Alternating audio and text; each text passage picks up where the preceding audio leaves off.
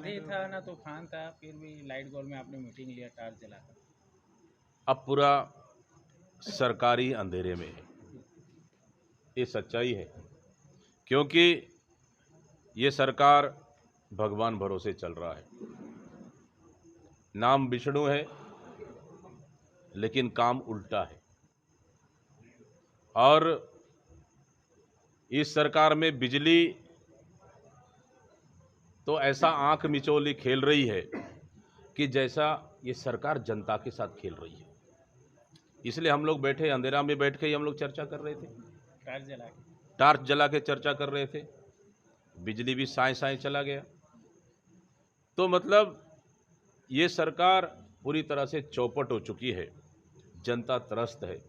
इसलिए हमारा जो कार्यक्रम है ये सरकार से ऊब चुके हैं हमारी पूरे प्रदेश की जनता, इसलिए ये कार्यक्रम हमारा सफल रहेगा और शानदार रहेगा। 2 बार लाइट बंद हुआ, क्या साजिश मानी या कुछ और? अब इसको साजिश कहा जाए या इसको सामान्य रूप से कहा जाए या फिर मतलब ये आदत में शुमार कहा जाए। मतलब आप धमतरी शहर में हम उपस्थित हैं।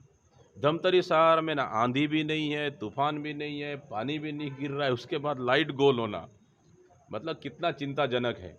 अगर धमतरी शहर से 20-30 किलोमीटर अंदर के गाँवों का क्या हालत हो सकता है। बिजली व्यवस्था पूरी तरह